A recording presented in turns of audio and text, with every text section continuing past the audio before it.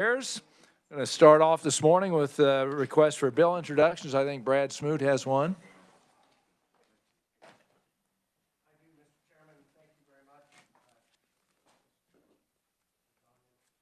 very much. Is it on, Sean? Make sure. There you go. Thanks very much. Brad Smoot, representing the Prairie Band Potawatomi Nation. I have a request for the introduction of a bill relating to the State Tribal Relations Committee. It is 23 RS 1736. Your revisor prepared it for us already. Committee, any discussion or objection to introduction of this bill? Seeing none, that bill is introduced. Thank you, Brad. Very much. Any other bill introductions? Seeing none, we'll move on to our first order of business. Yesterday, Senate Bill 291 was re-referred back to this committee, really for the intent of making a quick amendment to it. That was the ESG bill. And committee, is there anyone on the committee that would like a reminder of the bill, or can we move right to the amendment? Move her on. Okay, that's good. That's what we'll do. So Jason has an amendment, and this is, First Amendment, and get it passed out and let him explain the amendment after everybody has a chance to look.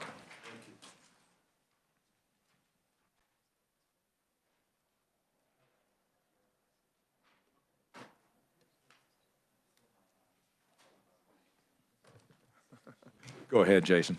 Mr. Chairman, members of the committee, the amendment is actually pretty simple. On page 5, moving on to page 6, it strikes all of that new section 5 that this committee had amended in its previous work on Senate Bill 291.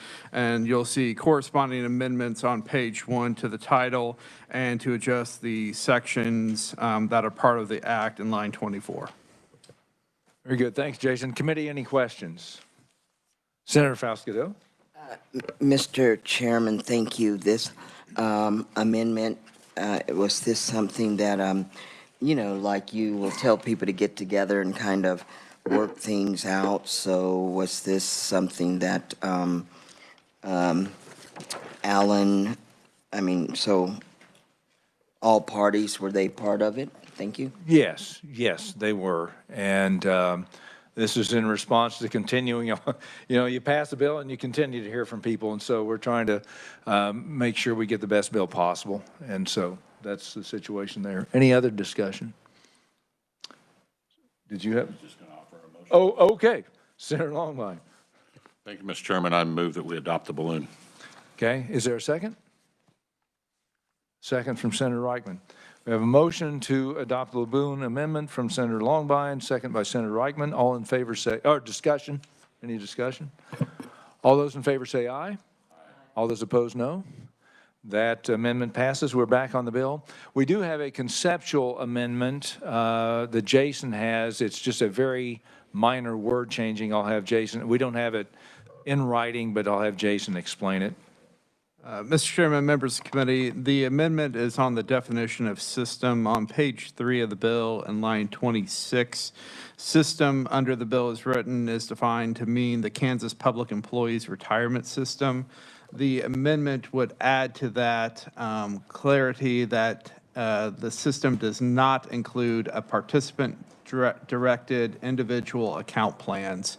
These are specific types of account plans that I believe it is desired that they be specifically excluded from the definition of system. Just clarify self-directed IRAs and investments like that. Committee, any discussion or questions for Jason? Seeing none, do I have a motion to that amendment? Senator Longbine moves. Senator Longbine moves to the conceptual amendment. Do I have a second? Second by Senator Peterson. Any discussion?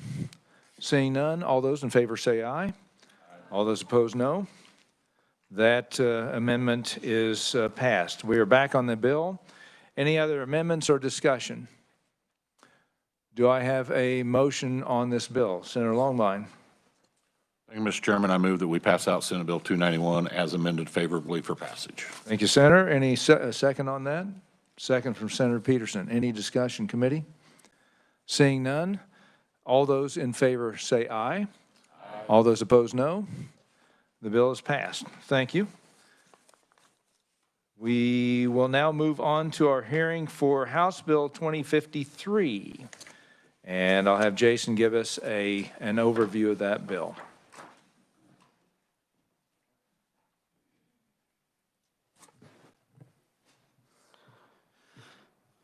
Thank you, Mr. Chairman, members of the committee. House Bill 2053 is a bill concerning the regulation and use of remote ballot boxes, or the drop boxes for advanced voting ballot return.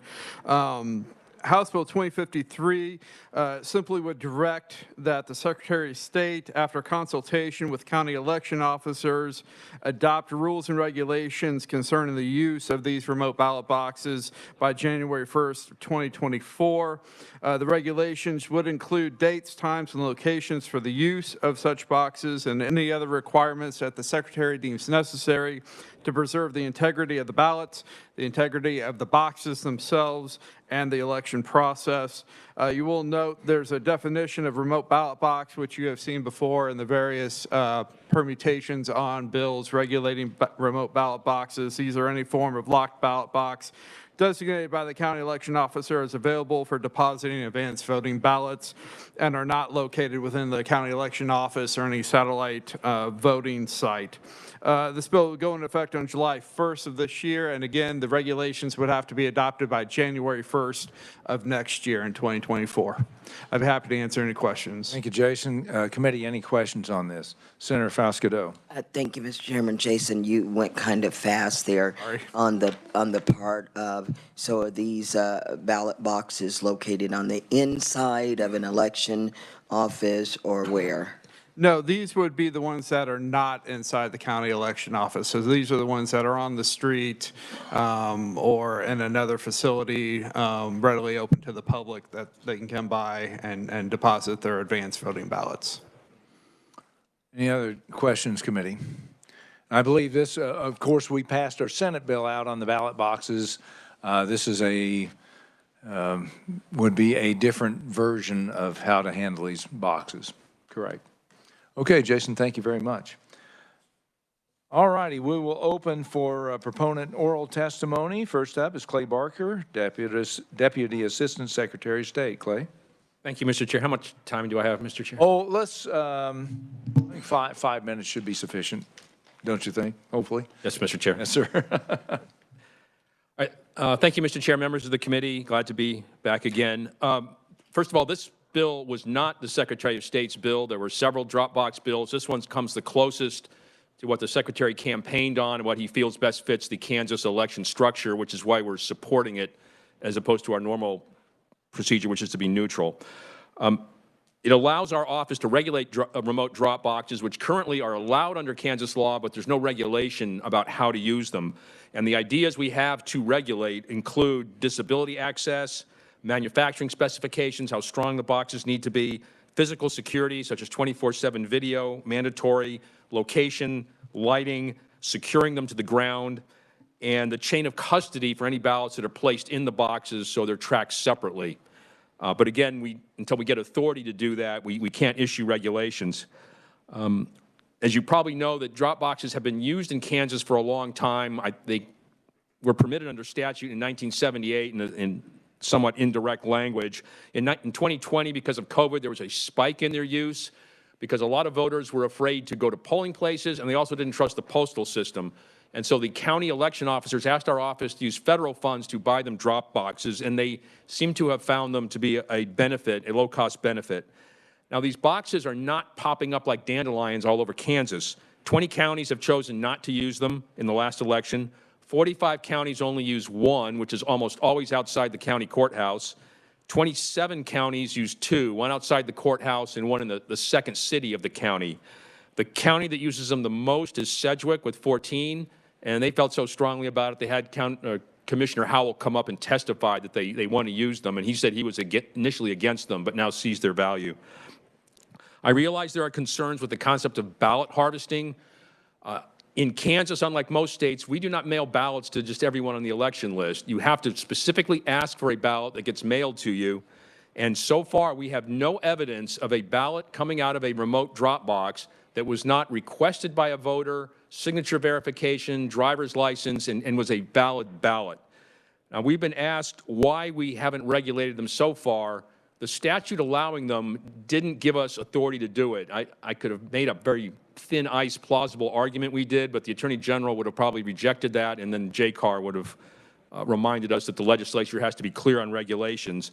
Also, the criminal law on ballot harvesting is a criminal law. We can't regulate off a criminal law. We need to do it based on an authority granted by the legislature.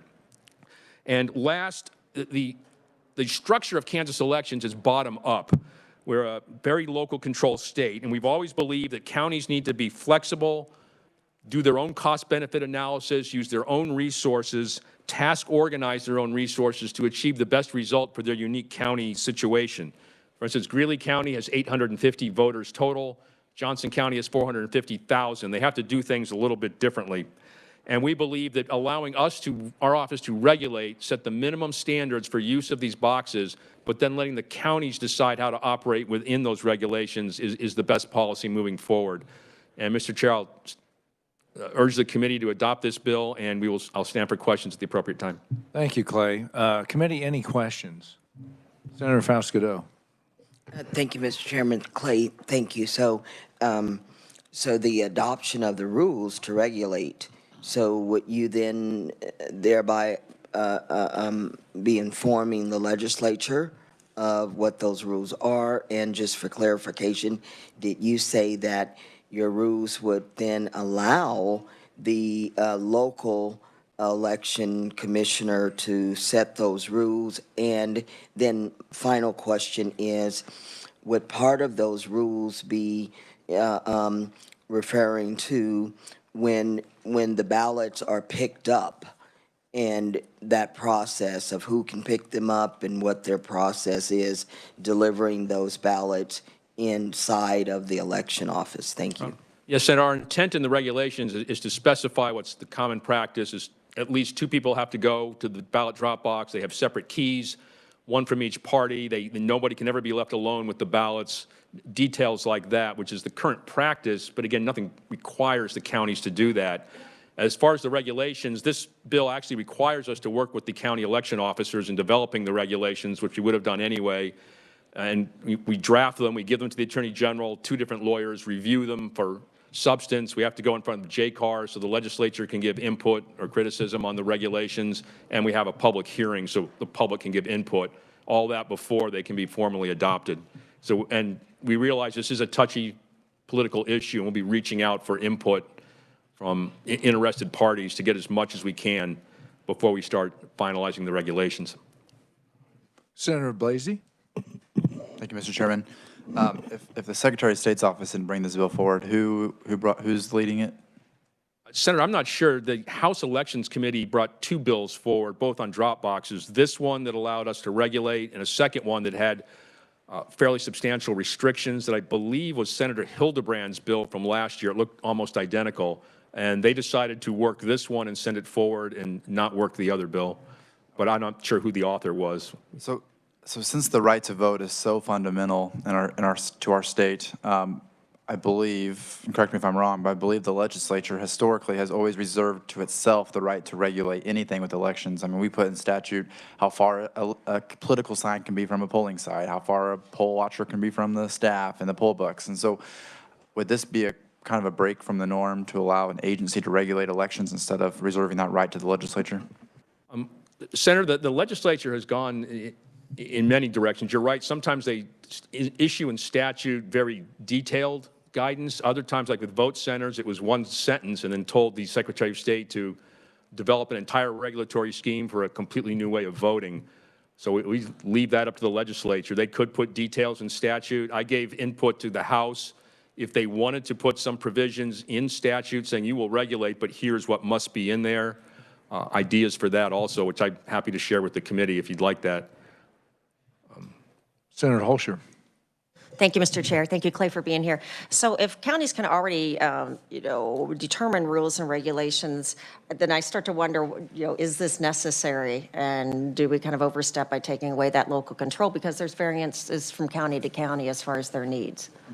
Senator, it's our belief that we need some standardized rules on how these boxes should be used. There's a lot of public concern about them. We want to make sure there's minimum security requirements.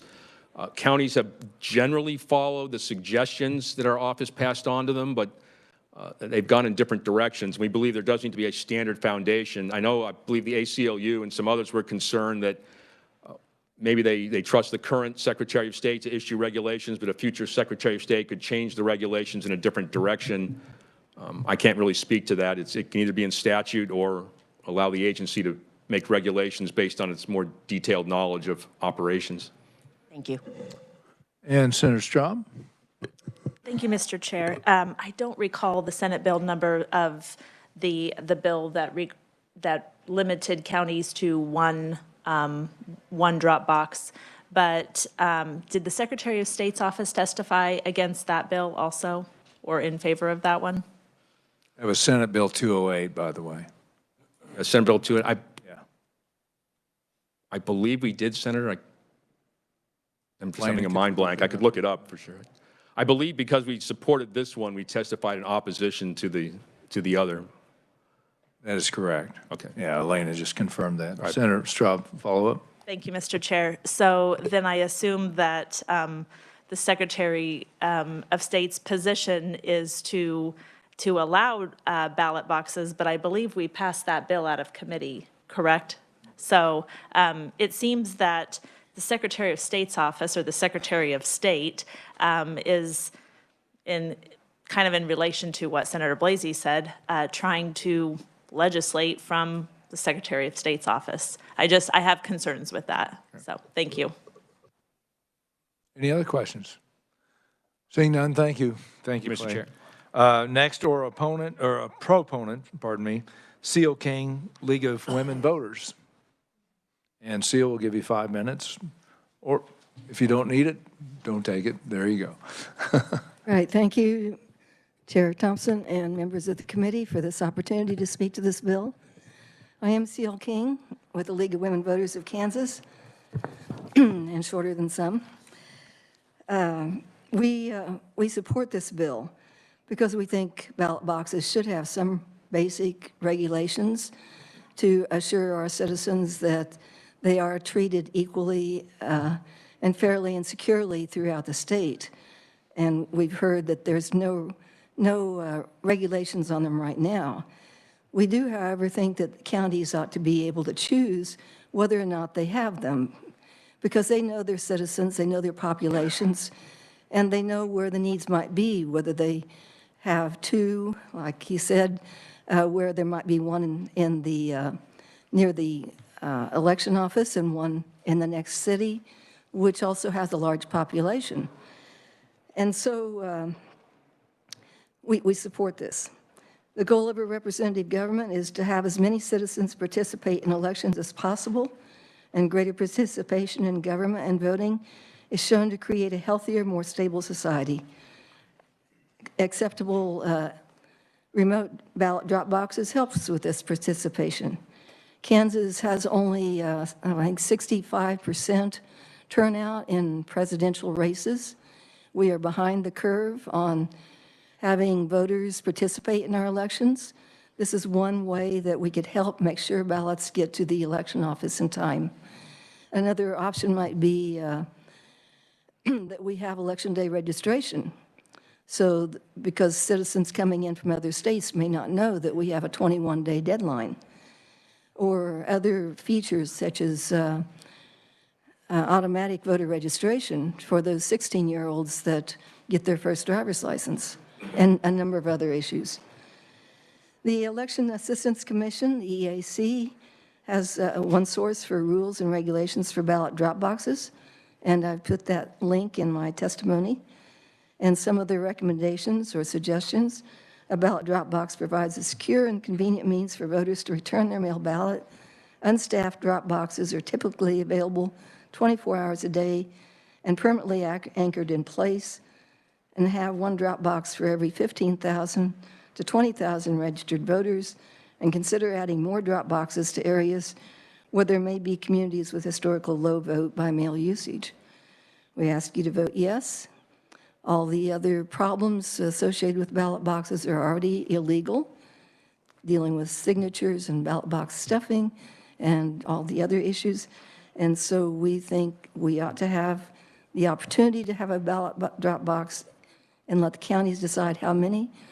And if you don't want to do the regulations, let the Secretary of State figure out the rules and regulations to govern them. Thank you for this opportunity. Any questions for Seal?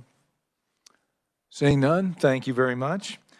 That is the end of our in-person oral testimony. We have proponent written-only testimony. Did you have a question, Senator Falscato? For Clay? Oh, okay, yeah. Open back up to Clay real fast. Thank you, Mr. Chairman. So in the remembering Senator Richard Hildebrand's legislation, and part of that was so the ballot box, you know, at one time there was a confusion of if the ballot box would be on the inside or outside. But so would any of your rules that you're contemplating be that those boxes have the security monitor and or individuals monitoring that? Did that, I can't remember if that provision passed that we, you know, thought we didn't need both, like security guard standing there and a security monitor. So can you elaborate on that? Senator, I don't remember all the details of Senator Hildebrand's bill, which the House looked at. I believe it either had 24/7 video or in person. For instance, Shawnee County has people standing by their boxes. Most other counties have 24/7 video.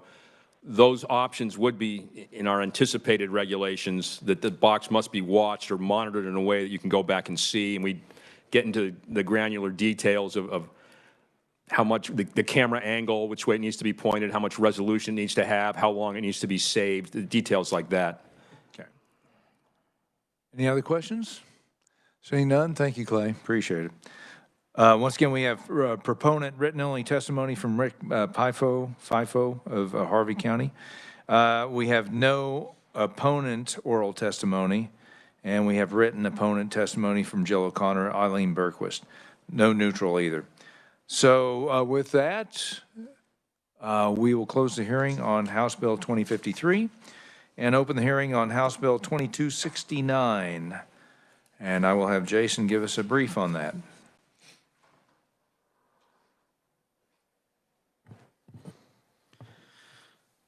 Mr. Chairman, members of the committee, House Bill 2269 amends some statutes in the Cigarette and Tobacco Products Act to raise the minimum statutory age to purchase and possess such products from 18 to 21. Quite simply, that is all the bill does. So all of the amendments you will see in the bill are to statutes that had a minimum age of 18, and you will see those are being changed to 21. This would make that age restriction uniform across the state. Currently, there are some local jurisdictions that have already raised the minimum age for purchasing cigarettes and tobacco products from 18 to 21. This would make it uniform across the state and would also, I believe, bring the state law into conformity with federal laws and regulations on the age restrictions for purchasing cigarettes and tobacco products. If enacted, 2269 would go into effect on July 1st of this year. I'll be happy to answer any questions. Thank you, Jason. And I think there's a fiscal note that shows we saved $7.6 million by doing this, if I read that correctly. I believe that's correct. Okay. Senator Reichman. Thank you, Mr. Chair. Do you know the House vote on this bill? We can look that up real quick for you. Elena, take a quick peek. Any other questions while we're waiting? Senator Blasey? Currently in Kansas, no one under the age of 21 can purchase cigarettes because of federal law. Is that correct? Not necessarily. Or is there a lot of just confusion? Some places, I don't believe you can purchase tobacco unless you're 21. So I thought federal law, FDA came out and kind of forced all these providers, not providers, but people who sell these products. And there was a lot of confusion, and now we're just trying to mirror state law with federal law because most states have conformed, because we have 3 years to do so. I'm going to defer to the attorney who staffed this on the House and probably got the same question on the House. Mike Heim, go ahead. There's about maybe 30 or so cities and counties in Kansas under their home rule power raised the age from 18 to 21. There was a Kansas Supreme Court case in 2019 that upheld the city of Topeka's ordinance that raised it. So at this point in time, you can buy cigarettes in one county or city at 18, and in another county you can't. While the federal law does state at 21, I think it's an enforcement issue in terms of whether or not that federal law would be enforced in any jurisdiction in the state. And so making it a state law, I think releases certain federal funds to flow through to the state as well by being in conformity with federal law. Senator Fausto. Thank you, Mr. Chairman. So, Jason, with this legislation also require that not only that we be uniform in selling to people at that certain age, but would it also include that, because some convenience shops, they will ask you for your identification. They have a scanner to scan it. And so is that in this legislation to require that all of those retail places selling tobacco or cigarettes would ask that customer for their identification to help along with this? The bill doesn't make any changes with respect to enforcement of the age restriction, so any practices and any enforcement by the Department of Revenue on the age restriction that's in place today would continue going forward, presumably, although they could adopt additional practices if they so choose to tighten down the age restrictions and age verification requirements, but there's nothing mandating that they do that under House Bill 2269. Okay. Any other questions? Seeing none, thank you, Jason. Oh, Jason. The vote on the House. Oh, the House vote, that's right. 68-53 on the House side. 68-53. Okay, we will open it up to proponent oral testimony. Casey Skidmore, I'm going to give everybody 3 minutes on this one. Is Casey here? Attorney, Kansas Department of Revenue. Thank you, Casey. Thank you. Good morning, Mr. Chair and members of the committee. My name is Casey Skidmore from the Kansas Department of Revenue, and we are here in support of House Bill 2269, which currently raises the legal age to purchase cigarettes, tobacco, vape products, and electronic cigarettes to 21 years of age. In December of 2018, Public Law 11694 was passed by President Trump, which raised the federal age to purchase these products to 21. And also in this bill, it required each state to change its laws if it hasn't already done so to 21. Kansas is still currently set at 18. The Kansas Department of Revenue does have a contract with the FDA for enforcement of the Cigarette and Tobacco Products Act. And without this change in legislation, not only could we not enforce the federal age change, but we couldn't enforce the act itself, meaning no products would be regulated in the state of Kansas. The FDA also could withhold funding from the Department of Revenue to regulate these products. Currently, right now, the FDA does have a contract with the Kansas Department of Revenue, and that contract is roughly $425,000 a year. In addition to that, ks has a contract with KDOR for enforcement, which is also $400,000 a year. And then on top of that, SINAR gives KDOR $40,000 a year. So that equates to roughly $865,000 a year for enforcement. And all of this is at risk if the legislation does not pass. And this does not include any of the KDADs. They'll present later $1.2 million that they'll lose if this legislation doesn't pass. So in addition to being out of compliance with Public Law 11694, Kansas would be out of conformity with their sister states, which 80% of states have passed their laws to 21 years of age. While federal law does preempt state law, the KDOR lacks jurisdictional authority to actually enforce this. So while we can enforce, we can only enforce what state law allows, and that's currently set at 18. House Bill 2269 is a a simple, effective, and clear change in the statute, which will allow for full enforcement of the act, including the age change, without changing anything else in the act. And with that, I'll stand for questions. Thank you. Thank you, Casey. Committee, any questions for Casey? Senator Fasquedo, and then Thank you, Senator Blake. thank you, Mr. Chairman. So, a couple of quick questions. So, are we then penalizing the individual purchasing and selling? That's one question. And then what's your main purpose of this? Is it for health reasons? Is it for, of supporting the legislation? Thank you. Thank you, Senator. So we have an administrative fine that we can assess towards the person selling the cigarettes to the minor. And then currently, there are criminal provisions that we can oppose to. It goes to the city councilor, and they get to choose whether or not they prosecute. And as far as your second question, can you repeat that? I'm sorry. Sure. Is it your main purpose of this legislation for health purposes, financial purposes, what? So KDOR does see a benefit and uniformity across the board with 21. We have a lot of counties that are 21 currently, and then a lot of counties that are not. And federal law does state that every state should change its laws. But there is also a benefit with keeping a healthier Kansas population. Senator Blasey. Thank you, Mr. Chairman. First and foremost, I support the legislation. However, I do have some questions. You said President Trump approved this. Was this an act of law passed by Congress, or did FDA just unilaterally just do this through regs? No, this was President Trump signed into law. It's Public Law 116-94. So it was passed by Congress? Yes. Okay. And then it just appears then that Congress is using the power of the purse to force the states to compel to their demand for 21. Correct. However, it's unenforceable unless the states comply, unless they send like federal agents in or something, but. Right, and they currently contract with the KDOR to do their enforcement for them. Got it. Okay, thank you. You're welcome. Any other questions? Senator Reichman. Thank you. It's been a long time since I smoked a cigarette. I smoked 10 of them when I was in the 5th grade. So I'm not a player in the game.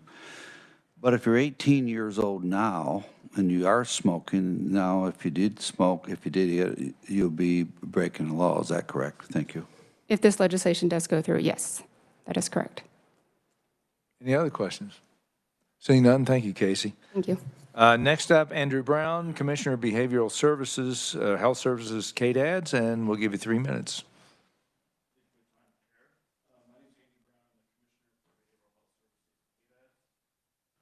Oh, sorry. My name is Andy Brown. I'm the Commissioner for Behavioral Health Services at KDADS. Thank you for the time, Chair. This bill was purposely kept simple because we wanted to make sure that it had the best ability to pass as possible. So we're trying to keep it from being bogged down with amendments or other changes. But we're hopeful that this change will help not only reduce the amount of nicotine addiction that we see in our state and the treatment and costs that come with that, but also maintain our compliance with the federal law. And I think most of the people who have already spoken have kind of defined how this impacts our ability to enforce the act. So right now, under our SINAR amendment, which was also passed by Congress many years ago, KDADS is required to conduct random samples of vendors of cigarettes to make sure that they're enforcing the age limits on purchases. And so we contract with KDOR to help us do that. And so we use undercover, purchases to try to determine whether or not retailers are complying with that. And under the current statutes, KDOR is limited to using individuals that are 18 or younger for that purchase. And so we're not able to comply with the federal requirements under SINAR, which is to include individuals that are between the ages of 18 and 21. This will be the third year of the 3 years that we had to get this done as a state. We are hopeful that we'll be in compliance, but that does require passage of the bill. Otherwise, our efforts are to try and request some leniency from the federal government so that they do not penalize us for lack of enforcement while we continue to try to work to get the age updated. And this is something that it's beneficial, for our system because it does keep the federal dollars that we receive for substance use prevention and treatment available to us. It also has a significant impact on behavioral health individuals that have a diagnosis of severe mental illness or substance use disorder. There's a strong comorbidity between nicotine addiction and substance addiction, as well as other mental health issues. And then that leads to complications, obviously, with physical health as well. So all of those things together rack up to quite a bit of savings for the state between the money that we would receive and the health costs that we will save. Okay. Thank you, Andrew. Committee, any questions? Senator Straub. Thank you, Mr. Chair. Has KDHE taken any steps to partner with school districts across the state in working on this at all? Because I believe Great Bend, I think it's, I can't remember the USD number off the top of my head, but they just implemented a vaping task force, basically, because I know there are many schools across the state that have a huge vaping problem, and they're not just vaping nicotine. So that's what my question is KDHE partnering with our school districts currently? So I don't know that I can speak about KDHE, but KDADS has several programs that we do with youth and schools across the state. One of those is our Y-Link program. Another one is our Kansas Prevention Collaborative. Both of those groups work on things like vaping and tobacco issues, as well as marijuana and other substances. Okay. Any other questions? Seeing none, thank you, Andy. Our final oral proponent is Kevin Gregg, Fuel True Independent Energy and Convenience. Kevin, 3 minutes. Members of the committee, I am Kevin Gregg. I represent Fuel True, and we were formerly, maybe some of you noticed better, as the Petroleum Marketers and Convenience Store Association. We represent almost 300 convenience stores around the state of Kansas, and we are here in support of this bill just for the uniformity aspect, and that we don't want the state agencies to lose the federal funding that they do receive. I know it's important to their programs, and this uniformity will bring us in compliance and help us to receive those funds. Our retailers, when they do send out the controlled buy program, our retailers are over 95% compliant, so we don't necessarily have an issue with compliance, but this will bring us in compliance statewide, and I would stand for questions. Thank you, Kevin. Any other questions for Kevin? Seeing none, thank you, sir. We have 6 other written proponents in testimony. We have no opponents at all, and neutral written only from Carrie Rinker from American Heart Association. With that, we will close the hearing on this bill, Senate Bill or House Bill 2269, and open the hearing on House Bill 2304, and we'll have Jason give us the overview.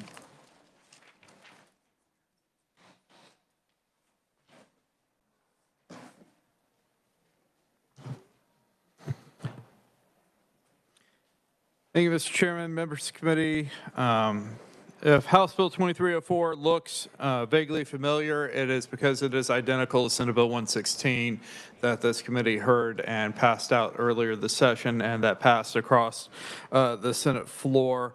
It is the bill that directs that if a local board of education of a school district wants to provide a firearm safety education program, that it must do so within the curriculum guidelines established by the State Board of Education, and provides that the State Board of Education, in adopting such guidelines, shall base their programs, depending on the grade, on either the Eddie Eagle Gun Safe program offered by the National Rifle Association or the Hunter Education in Our Schools program offered by the Kansas Department of Wildlife and Parks. As you're familiar with elementary grades, kindergarten through 5 would be the Eddie Eagle program. It would be based on that. Grades 6 through 8 could be either or, and high school grades 9 through 12 would be based on the Hunter Education or Schools program. Again, whether to offer these programs is optional at the discretion of the local Board of Education, but if the program is offered, shall be offered to ensure that all students are given an opportunity to take the course. Bill would go into effect on July 1st, and I'd be happy to answer any questions. Thank you, Jason. Any questions for Jason? Senator Reichman.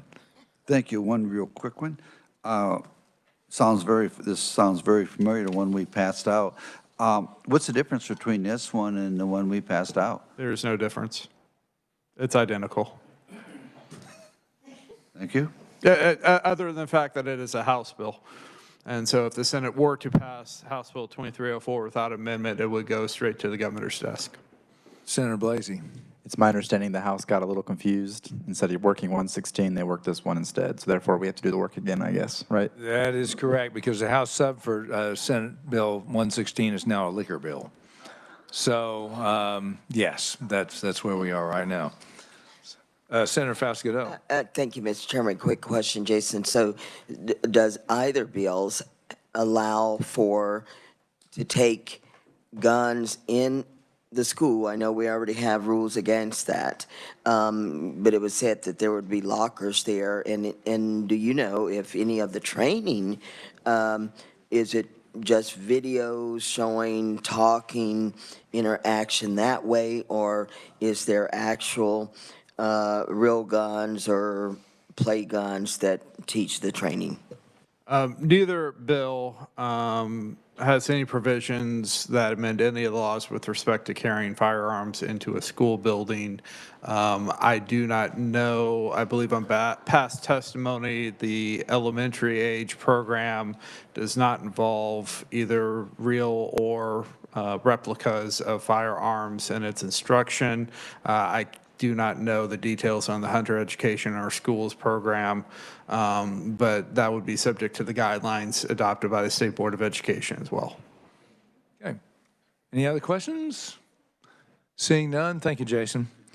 Our first proponent is, and only proponent, is Mariah Day from the Kansas State Rifle Association. Mariah. Thank you, Mr. Chair and members of the committee. I will keep this extremely brief. You've already heard my testimony on this before. Obviously, as the revisor just mentioned, you kicked this bill out of committee in a different bill number, and in fact, it was passed across the Senate floor with a bipartisan vote. So I will keep my remarks to that, but happy to answer any questions you may have. Thank you, Mariah. Any questions? Seeing none, thank you, sir. We have written proponent testimony from Jacob Gold. We have no oral opponent testimony, and written opponent testimony by, looks like 7 different people.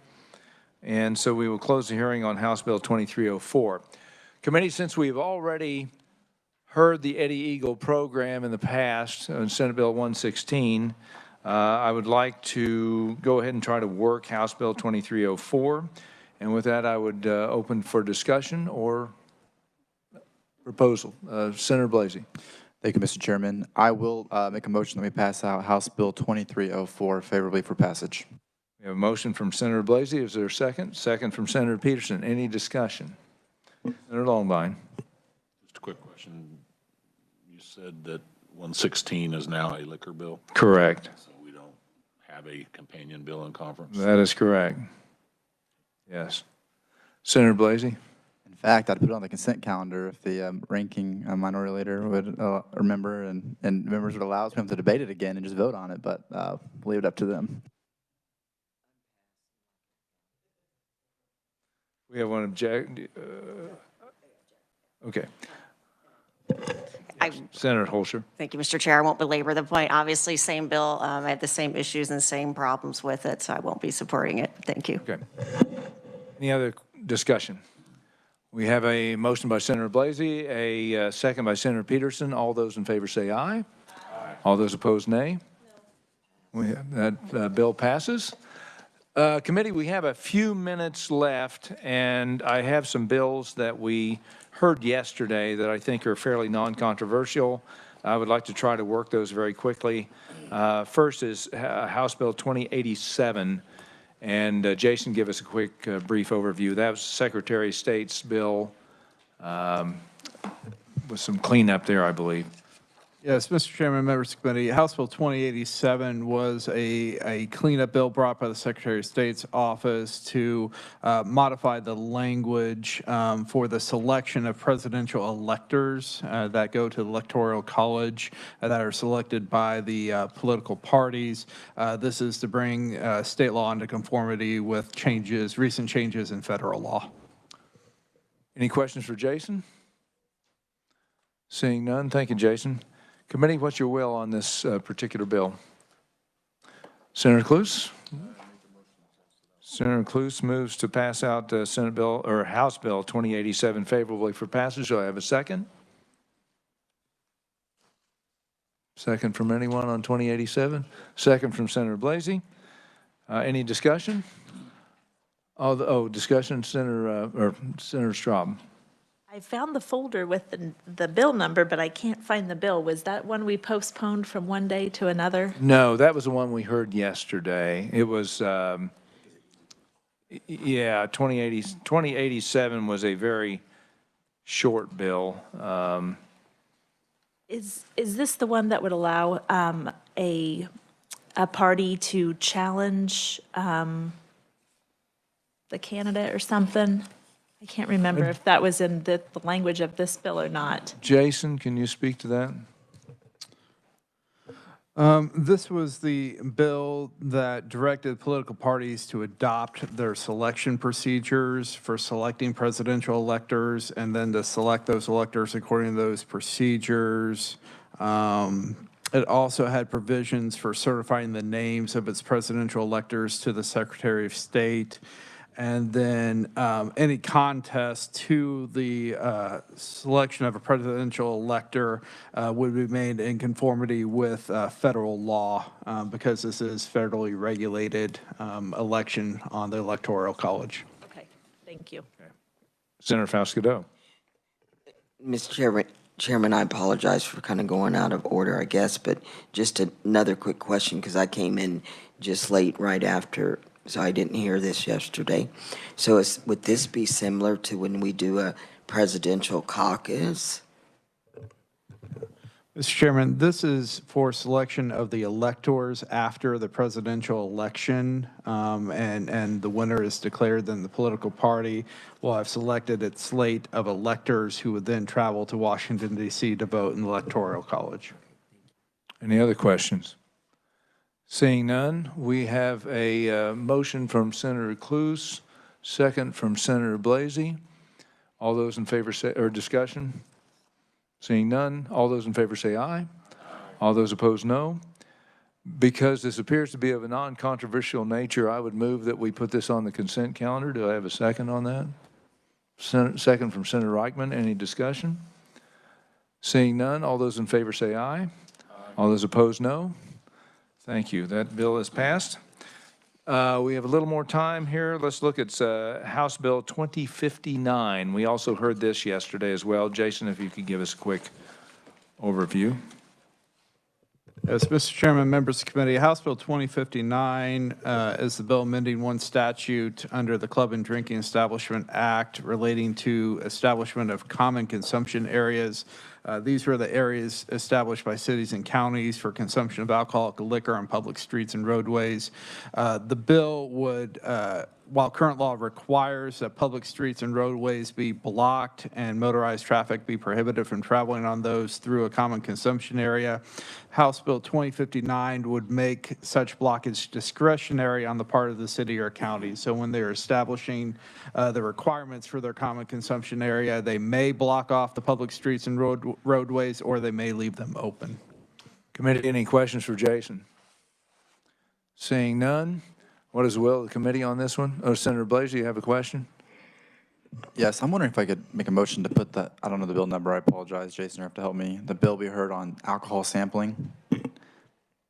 Oh, that was, yeah, which bill was that?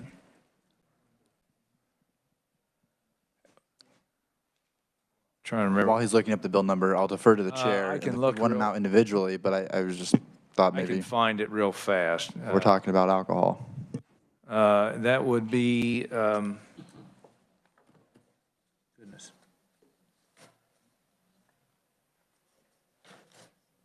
House Bill 2170. House Bill 2170. Do you want to consider that for insertion into this, or? Was it a House bill or was it a Senate bill? The sampling bill? As Jason looks it up, yeah, I want to put that 2170. Okay, yes, I'd make a motion that we put the contents of 2170 into 2059.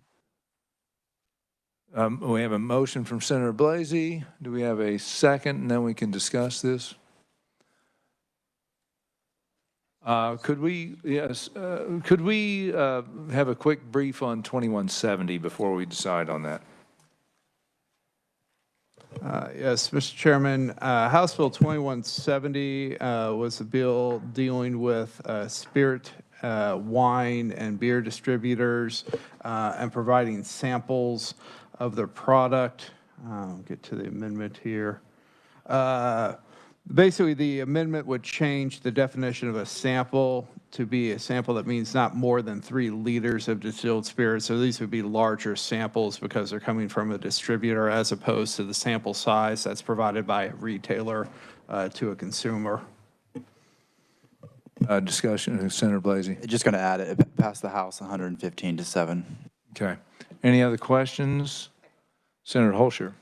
Thank you, Mr. Chair. And I'm sorry, Jason, you said it changes the limit or the size from what to what? It changes the definition of a sample from being what is currently defined as a standard, like, 1 ounce, sampling by a retailer to not more than 3 liters of alcohol. I might, the sampling is not for individuals. It's for retail liquor store or club and drinking establishment places and so on. It's the people that work in those facilities. It's not where you or I could walk in a liquor store and get a sample. So it allows them to have a bigger quantity to pass out samples to people. Is that correct? Not to, like, not like in Costco or something. Yes, it is larger samples because it's coming from the middle entity in the 3-tiered system. The distributors cannot sell directly to consumers. They have to sell to the retailer or the club or drinking establishment. And so this would allow the distributor to provide a larger sample size, up to 3 liters, to those retailers and clubs and drinking establishments, not to the final end consumer. Senator Fausto. And thank you, Mr. Chairman. And so Jason or Mike, so once they get that amount for sampling, so who's going to do the sampling? Who's going to, so I want to buy a big amount, so I can come in with my team and we sample in their venue. Mike, if you'd like to It's answer. for, basically, you're trying to get the employees of a liquor store to promote a product. It's a way to promote a product, and it's, you can't, we're not talking about samples that you might get where you pay, $5 to get wine samples or whatever. It's the liquor store employees or the club and drinking establishment employees or whatever that. And there's a larger amount because if you've got the club and drinking establishment, you need more than 1 employee to sample the stuff. Senator Blasey. I was just going to recommend, Mr. Chairman, if you, Mr. Tuck Duncan's in the audience, if you want someone from the industry to help kind of explain this a little bit. Yeah, very, very briefly, give us a quick overview. This is nothing new. We already have this. This bill is because we have a conflict between the ABC regs and the state statute in terms of how it is implemented. So everybody here is describing a different part of the elephant. Somebody's described the trunk, someone else described the tail, but it's not really changing the sample sizes. It's the federal law We have certain TTB trade practice regulations. Kansas has got a conflict in its statute and regs, and this is clearing all of that up. And so we're asking that you, and the beer wholesalers are the ones that initially requested this bill because a beer wholesaler got cited, and we need to clear it up so that we know what to do in the future. Any other questions for Tuck or any other? Thank you, Mr. Chair. Thank you. So we have a motion to, let me clarify, this would be a motion to amend House Bill 2059 by inserting the language of 2170 into House Bill 2059. Is that the correct motion? That is correct. I'm not doing a substitute motion to remove the current contents, but to add it. So To add the current contents, that's right. We have a second by Senator Fasquedo. Any other discussion? Senator Longmire. Mr. Chairman, I'm assuming that you would not be agreeable to a conceptual amendment in honor of Dick that would move up the uncorked dates that were established in a previous bill. I'm not sure what you're moving here, Senator Longmire. Okay. Yeah, that one went right over my head. So we have a motion by Senator Blasey, a second by Senator Fasquedo. Any further discussion that I'm privy to? Seeing none, all those in favor say aye. All those opposed, nay. That amendment passes. Now, we're back on the bill, which is House Bill 2059 as amended. Any further discussion? Seeing none, do I have a motion? We have a motion from Senator Blasey to pass out House Bill 2059 as amended. Do I have a second? Second by Senator Holscher. Any further discussion? Committee, all those in favor saying aye. All those opposed, nay. That passes out. That's all the time we have. Thank you very much for your work today, committee, and we will see you tomorrow. The meeting is adjourned.